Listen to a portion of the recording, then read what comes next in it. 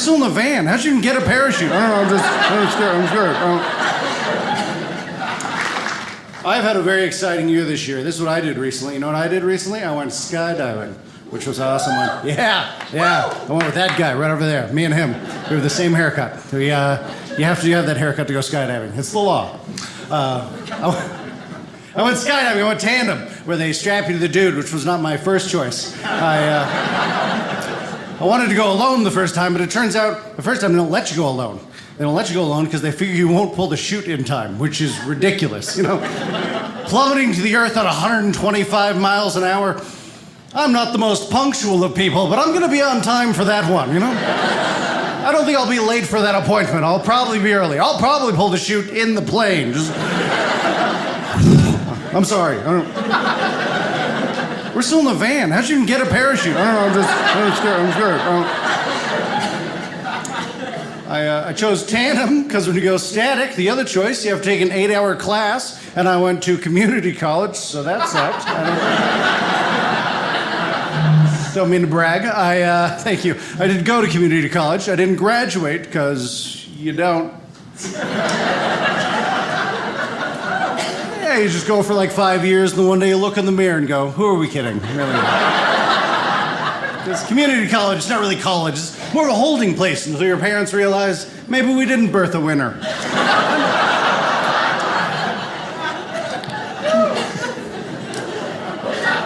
I'm pretty sure I was always headed down that path, you know? I was never one of those kids who heard, oh, there goes my little astronaut, or there goes the next president of the United States. My parents were more like, you're such a good eater.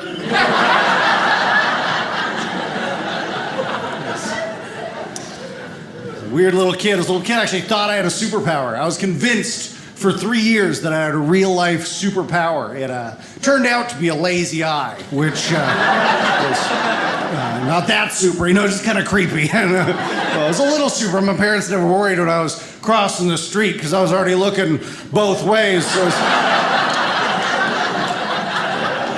less of a defect, more of a safety feature, really. You know. Look what ours came with, the deluxe model. Lazy eye's kind of a rude term, if you ask me. It's the only medical condition where the doctor just blames that it's a lazy eye. They blame the patient. You never see that with any other medical condition. You don't need that wheelchair, lazy legs. Come on, buddy, you just gotta try harder. What do you do with that respirator, lazy lungs? Come on, put some hair on your chest. Rude. I also have the ADD. I have the ADD, which don't feel bad for me. If you're going to have a 3-letter disease, that's the one you want. Yeah.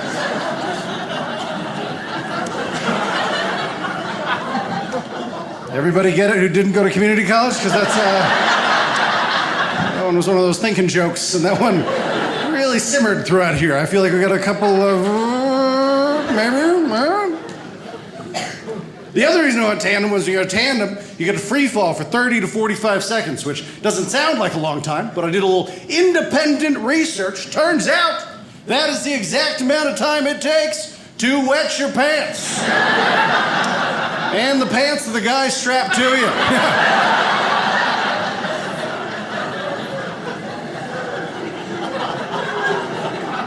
I went with my buddy Dave, and when we got to the skydive place, this guy comes up just to go over the rules. Apparently, if you're gonna get strapped to some dude and just fall out of a plane, there's a lot of rules. I was unaware of this. He comes up to us, bro, which makes you nervous. You don't want to, you know, he's just way too excited, way too happy for that job, which is, I'm sorry, the wrong term. You want happy. You don't want to be strapped to the depressed guy. Steer clear of that fella, you know. Buckle this tight and hold my note. What? Can I get somebody else? He ended up not being our instructor. We got our own instructors afterwards, and my buddy Dave gets strapped to this 25-year-old girl, and I'm like, sweet, strap one on. I love skydiving, you know? And then I get my instructor, a 6'6" Russian guy named Vladimir, and I'm like, whoa! Dave's having the time of his life. I'm learning what prison's like. This is not what I signed up for. 6'6" is a giant. I'm 5'7". It wasn't even like a harness at that point. It was more like a baby Bjorn. I'm walking out of the plane, feet don't even touch the ground. curl up in a ball, feel like a Joey in my mother's pouch. Where are we going today? It was terrifying. I don't know if you've ever spoken to a Russian person, but they're the most intense people in the world. They're terrifying. In Russia. Everything. In Russia. In Russia, no parachute. So intense. Tried to perk it up and compare everything America to Russia. In America, we are going to take videotape of you as memento of skydive experience. In Russia, we take plaster outline of where you hit on ground, give to family. Everything was in Russia. Even when we were falling out of the plane, he was all, in Russia, we do not pee on flight instructors. Take that one, you commie. That's for Rocky. USA. USA. Yeah, that's right. I'm winning the Cold War all over again with warm pee. All right, that's how we do it. I got a new job accidentally. Yeah, they say it's hard to find a job these days, but here's what I found out. If you park your car outside any bar at closing time and leave your car doors unlocked, whether you want to be or not, you're an Uber driver. Drunk idiots will get into any unlocked car they can find. You can't keep them out.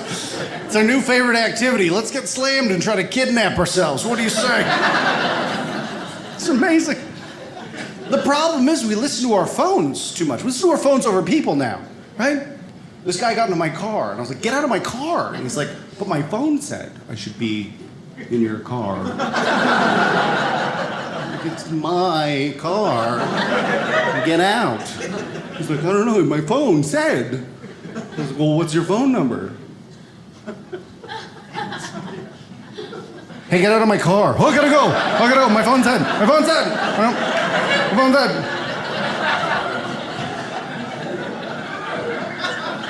I get it. I understand why we're all addicted to our phones. My phone is my entire brain now. I can't get anywhere without my phone because my phone's my maps, right? I can't do math without my phone. My phone's my calculator. I don't know any more phone numbers. If I get arrested and I get one phone call, I'm just prank dialing people at that point. Your refrigerator running? I got nothing. I can either call 911, don't think that's gonna help, or I gotta hope whoever has the phone number, 8675309. Thank you, that was for the over 35. You guys, yeah. That's not for you, sir. Yeah, no. You have no clue what that was. 867, what? I don't know what. Speed dial. Phones are our whole lives now. We're truly addicted to them. I know I'm addicted to my phone because the other day, I lost my phone. I tore apart my entire apartment immediately. Later that day, I couldn't find my kids at the park. I was like, they got legs. They'll be back. Yeah. It's true. There's a cell phone addiction epidemic in this country. Everyone, 1 out of 1 Americans is addicted to their cell phone. If you don't believe me, have you ever seen somebody with a low charge looking for an outlet? Oh my word. I've seen junkies less aggressive. Are you kidding me? Oh, you got an outlet in there? Oh, what's going on? Hey, man, you gotta help me out, just like 15%. You just gotta, come on, you gotta help my brother out. I just need a taste, man. I just need a taste. Come on, I gotta finish this podcast. You gotta help me. Even when we talk about our phones, we talk about them like they're family. Does your phone run out of battery? No, it's dead. My phone died. It's a pretty aggressive term for something you can plug back into the wall, don't you think? How's your day going? Not good, my grandma died. Oh, I know what it's like, my phone died. Are you gonna plug your grandma back in? How'd she die? She drowned. Oh, just put her in rice. She'll be fine in the morning. Make sure you plug the holes first. It's impossible to get the rice out of those holes.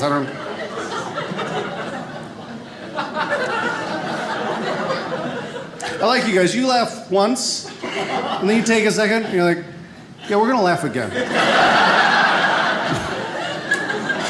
I thought I was done. A little bit more. You guys laugh like your grandpa pees. That's what it is. Oh no, there's a little bit on my pant. Oh.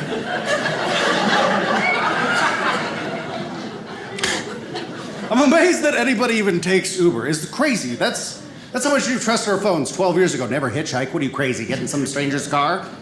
2 days later, my phone told me to, so I got I mean, what did your parents tell you as kids? Never take candy from strangers. And if anybody ever tells you to get in their car, you kick them in the shin and run screaming fire. Now what do? I'm gonna call a stranger, and if he has candy in his car, 5 stars. He's getting a good rating. That's crazy. That's crazy. How is there any rating system to Uber? There should only be 2 ratings. Only 2.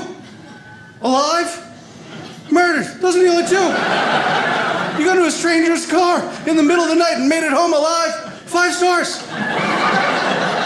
My friends have the nerve to complain. His car smelled. I'm sorry. Are you in a duffel bag right now? No? 5 stars. My set tonight is brought to you by Lyft. Sponsorship opportunities. So I live in New York City. It is easily the grossest city on the planet, bar none. Here's how disgusting New York City is. A doctor from New York City went to Africa. He contracted Ebola. He came back to New York City. He then rode the subway all over the city. All over. No one else got Ebola. That's right, the germs already on the train. Beat the heck out of Ebola before anybody else could even get sick. Are you coming on my turf? Are you the Yahad? You're from Africa? I'm from the Bronx. You want to do this? I got friends. Bring it. We have the strongest immune systems just from going to work. I'm not even going to vaccinate my kids. I'm just going to have them lick stuff on the subway. Sir, your daughter's chewing on the seat. She better. That's her flu shot this year. Keep going. I don't need health insurance. I got a Metro card. We're going to be fine. Rush hour is the best. They cram in those trains so tight. Every time the train moves, it's like a full-body physical from everybody around you. You're standing right next to the right person. You're going to learn some stuff. I was crammed in there so tight last week, I found a lump in some lady's neck. I was like, ma'am, I hate to bother you, but the sign says if you see something, say something. I might want to get that checked out. I live in Brooklyn. I live with my girlfriend. We're in a pretty serious relationship. We are married. I think this might be the one. You never know. No, my girlfriend is, or my wife is awesome. She's a doctor. So laugh, don't laugh. I don't need your money. I win. Yes. I started dating her because I didn't have health insurance, and I was like, all right, friends with benefits. It goes both ways because apparently, if you date a comedian, you got to write him off on your taxes as a dependent. Pick one up. She actually had to be a doctor on a plane recently, which was crazy. We were flying, and there was a medical emergency on board, and she had to help out. We were flying to Denver, Colorado, on Spirit Airlines, because she's a terrible doctor. And, oh, you've flown it? It's the public bus of airlines. It's absolutely horrific. I don't know if you guys actually know how it got its name. About 35 years ago, an entrepreneur was like, listen, I'm going to put wings on a Greyhound bus, and nobody's going to stop me. And somebody else was like, that's the Spirit. It's the worst airline in the world. Anyway, we were halfway there, and the sky waitress comes on, and she goes, oh my gosh, somebody's been hurt. Is there a doctor on board? And everybody laughed and laughed and laughed, because it's Spirit. There's barely a pilot on board. She was like, seriously, calm down. Is there anyone with any medical experience? Is there a nurse, an EMT? She started getting really desperate. Is there a lifeguard? Is anyone watching Grey's Anatomy? Is there anybody that can do anything? Finally, my wife goes up front and starts helping this lady out, and the pilot comes out of the cockpit, and she was like, I didn't know you were here. And he goes, thank you so much for helping out. He goes, since this is a medical emergency, and you're the doctor on board. He goes, you're now in charge of the plane. Yeah, true story, true story. He goes, you tell me when and where to put this thing down, and I'll do it. And I was like, Hawaii, Hawaii.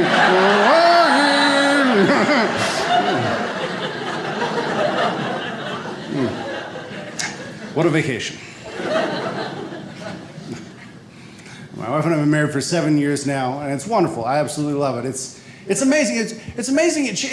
Everything changes once you get married. Once you spend all of that time with somebody, you don't understand. You cannot comprehend the range of emotions you could feel for a person until you're married, until you spend every day with that person. You know, like sometimes I'll come home late at night after doing shows, and I'll see my wife sleeping in our bed, and I'll think to myself, my God, I'm the luckiest man in the world. Yeah, I can't believe that this woman would spend a moment with me, let alone her entire life. Can't believe how blessed I am. And sometimes I'll come home late at night after doing shows, and I'll see that same woman in that same bed, and I'll think to myself, I could put this pillow. And that's what love is, ladies and gentlemen. Love is putting down that pillow.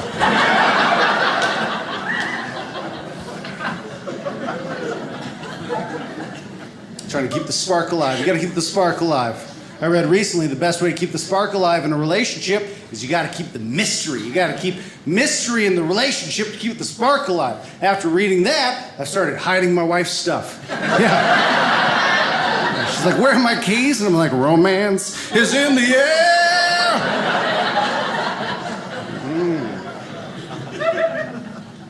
My wife and I did take our relationship to the next level recently. We got a Costco membership.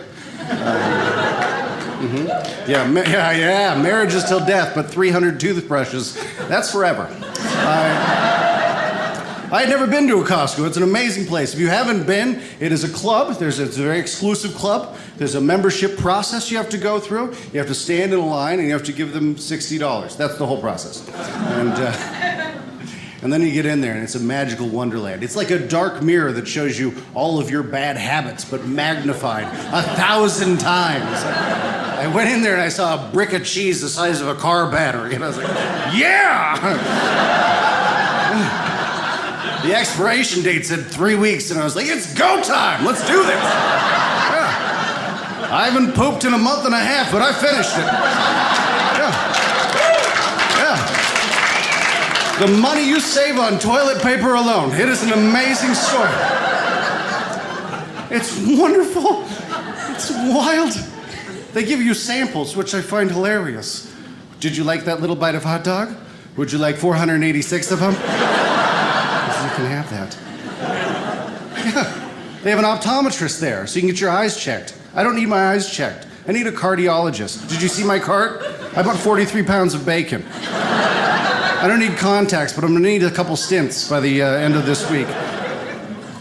The first time I was there, I walked in there and I saw clothes, and I thought that was so funny. I thought that was so ridiculous. I'm like, they have clothes at Costco. That is ridiculous. Who is buying clothes at Costco?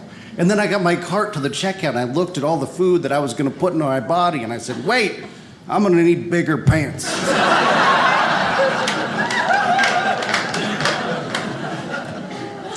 My wife and I also went to IKEA recently because we hadn't been in a fight in a while. And that will do it. You can't go to IKEA and not get into a fight. It's amazing. I think IKEA planned it that way, just a maze of confusion and frustration, all designed to get couples to break up so they have to furnish two households. It's a genius company.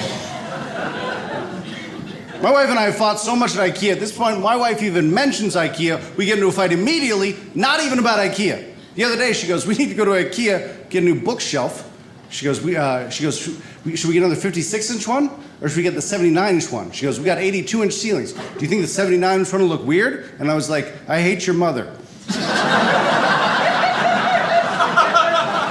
I don't even know how these fights happen. No, my wife proposed to me. A lot of times, it's the other way around, you know. It's always, it was a real surprise when she proposed to me. You know, when a man proposes to a woman, it's never a surprise, really, because you ladies hint pretty hard, you know. Oh, I'm kind of cold on my ring finger. So it's time to warm it up, you know. No, but my wife, she did. She proposed to me. It was very romantic. I remember like it was yesterday. She came up to me one night and she was like, I'm pregnant. And I was like, oh, I never thought you'd ask. Oh, you feel like such a lady. That's right. We have kids. I think God's little joke is you get 9 months to plan, right? You find out you're going to have a baby, and then you get 9 months to make all these plans for how you're going to be a different parent than every other parent you've ever met. And as soon as you have that baby, all those plans just right out the window. My wife and I were telling people all this ridiculous stuff that was never going to come true. Oh, we're never going to argue around the kids. Only happy. So smug, so cocky, you know. Oh, we're never going to put our kids in front of the TV. Only books for our kids. Stuff that's never going to come true. You know, we're not going to shake them. You make all of these plans.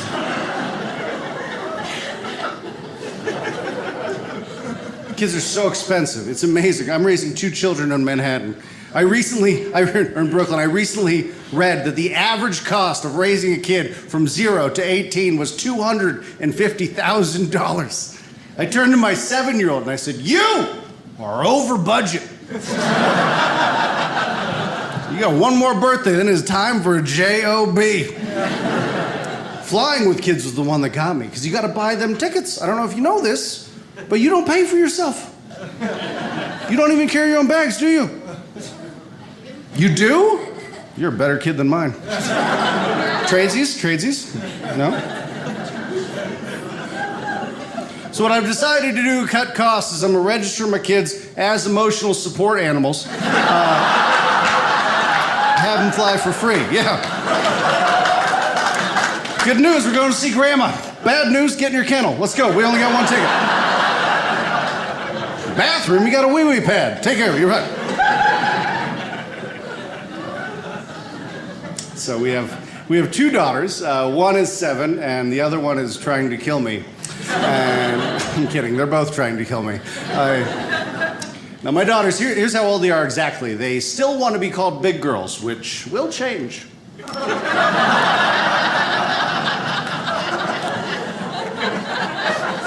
I don't know the exact age where that changes. That is an important milestone in a young woman's life, because right now that's all my daughters want out of life. I want to be a big girl. They don't care about anything else. You're beautiful. I don't care. You're a big girl. I'm a big girl. You call them big girl, they lose their minds. You're a big girl. I'm a big girl. And all I do all day is I stay home with them all day. And I'm like, hey, you're a big girl. And they lose it. I'm a big girl. What's my big girl going to do? Anything you tell me to. And the other day, my wife was having a rough day, so I was like, hey, I'll pay the wife a compliment. She got home. I was like, hey, honey, you're a big girl. She was like, I will stab you in your sleep. And I was like, whoa, what a big girl thing to do. Stand up past your bedtime, look at you.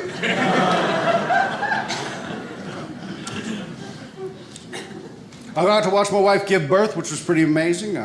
Hats off to you ladies. You win at everything forever, always, forever. I think as people are out to watching that. Yeah, that is, wow. Oh, that is intense, yeah. Whew.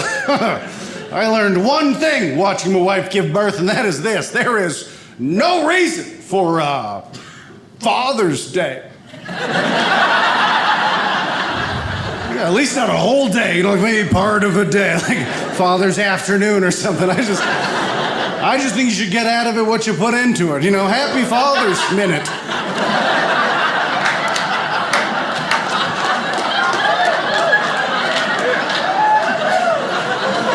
That is the participation trophy of holidays. Every Father's Day gift should just say participant on it. You're like, hey, you were there too, huh? Because what does a woman do to earn Mother's Day? She creates life. She sacrifices her body to bring another human being into this world. What does a man do for Father's Day? Don't you go there. What does a man do? He reminds that woman to breathe. Participant. The birth process proved to me that my wife loves my children 1,000 times more than she loves me. Because my daughters both, on the way out, ripped her body apart, and she has not mentioned it to them once! Not in anger, not, oh, you won't put your shoes on, you have no idea, not once! Yet 5 years ago, I broke a Fiesta Ware bowl that is no longer in production. I have heard about it daily.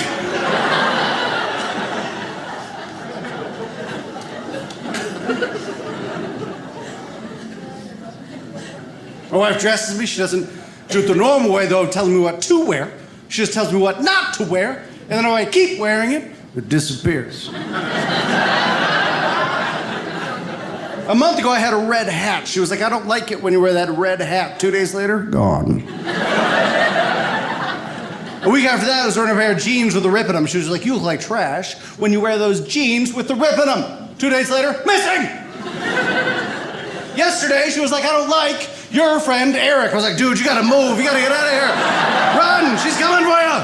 Based on my hat and my pants, you got 2 days. Get out of here.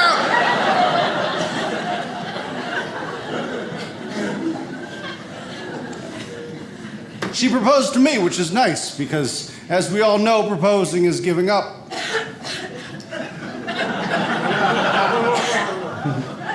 If you don't think proposing is giving up, look at any sport where a man has to give up. He has to do the exact same physical action.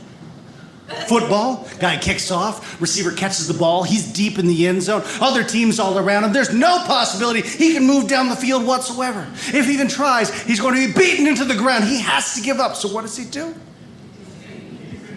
He drops down to one knee.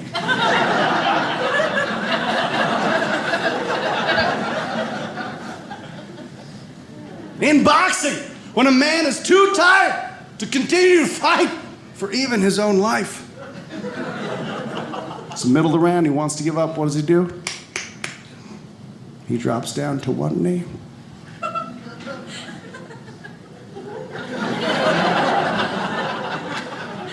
And when a man has dated a woman for so long that he can no longer dress himself or speak on his own behalf,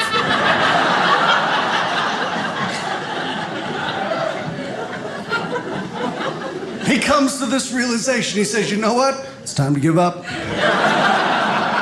So what does he do? He drops down to one knee. He says, I love you. Here's your championship ring. Thank you so much, you guys. I'm Joe Larson.